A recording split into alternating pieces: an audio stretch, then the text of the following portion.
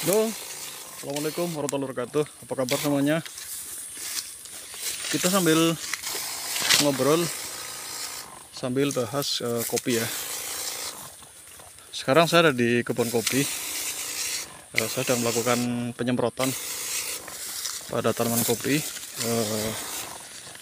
Kopi ini berusia sekarang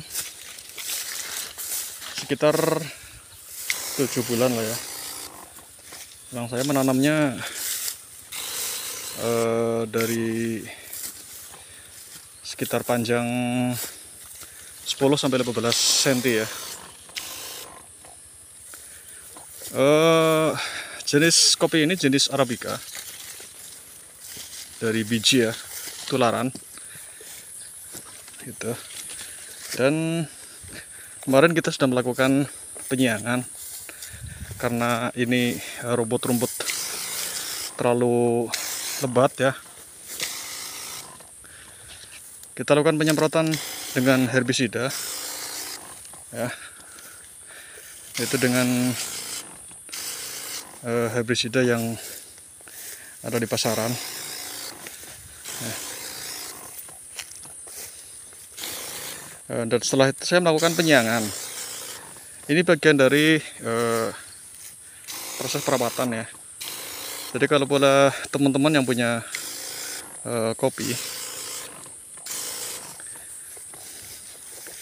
ini langkah-langkah yang harus dilakukan oleh petani kopi ya, yaitu melakukan penyemprotan pada hama yang di tanaman kopi. Ini biasanya kutu daun ya, kutu daun yang hitam dan kutu kebul, biasanya seperti itu. Setelah saya melakukan penyiangan, kemudian saya melakukan pemupukan.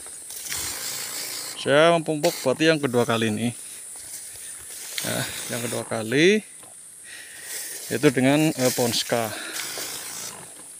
Ponska dengan nutrisi lengkap NPK-nya ya.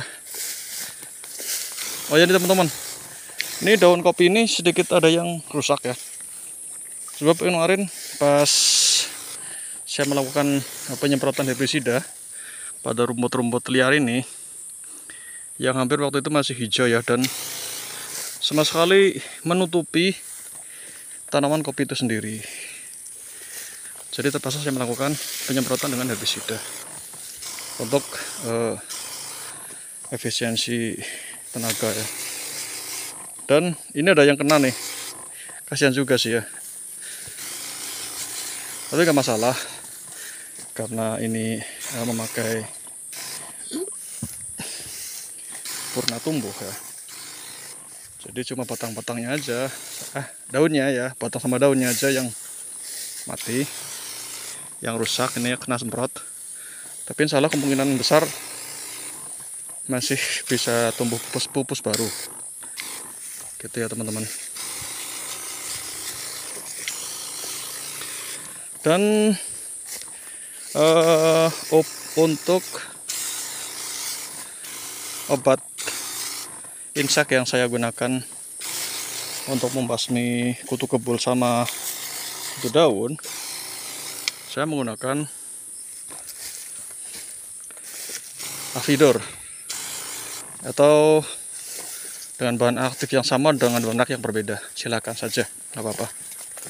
Yang penting fungsinya sama, yaitu untuk membasmi hama yang biasa menyerang jenis kopi. Ini kutu kebul, juga kutu daun. Ada beberapa yang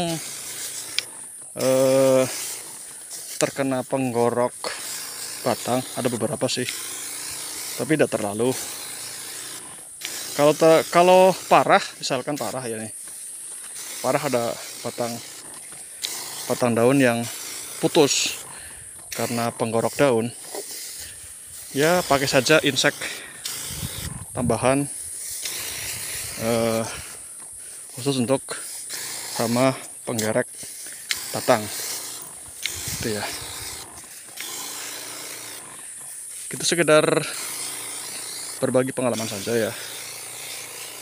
Kalau ada senior-senior petani kopi, saya minta masukannya buat sahabat-sahabat semua petani kopi dimanapun berada.